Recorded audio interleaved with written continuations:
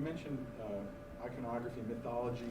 How important in your mind is the cover of the album in terms of the impact? Did it have any time? Did it contribute to the? To me, it's crucial. I'm sorry, not it. If you can say the album. Yeah, the album cover is, you know, it's to me. I don't even disassociate it from the songs, the performer, the writing. It was an obsession of mine. I mean, it was my idea. I love this guy, Richard Corbin. I used to read Heavy Metal magazine all the time. I loved that kind of style. It was the perfect style because it was comic book, but also thrilling and heroic, violent, sexual, erotic, but it had a great wink to it, and that's what I thought the music had. And it was totally over the top. I mean, that was the thing I was always accused of the most. People would say, "Don't you think your music's a little over the top?"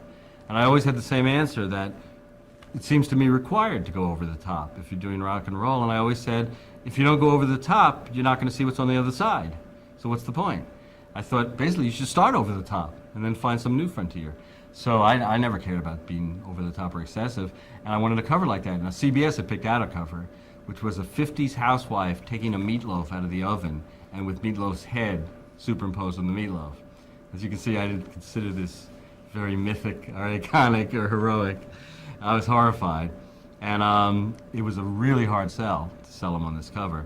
And I've never met Richard Corbin. We did it over the phone. I called him up. I told him the idea of the record cover. I said I was very, very precise. He's a brilliant artist, and I said, you know, it's got to be this motorcycle shooting out of a graveyard like a rocket ship at an angle, with stones flying, a bat on a steeple. Almost every detail was, you know, not every detail because he had a lot. And he sent me the cover done, and that was it. It was perfect. And I think that was a really crucial part of the record.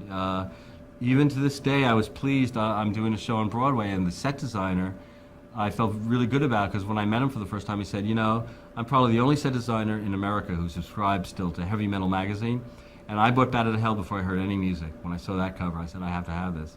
And I don't think there are a lot of people who bought it for the cover, but it's one of the, I think, great covers. And it's certainly one of those covers that shows what the album sounds like.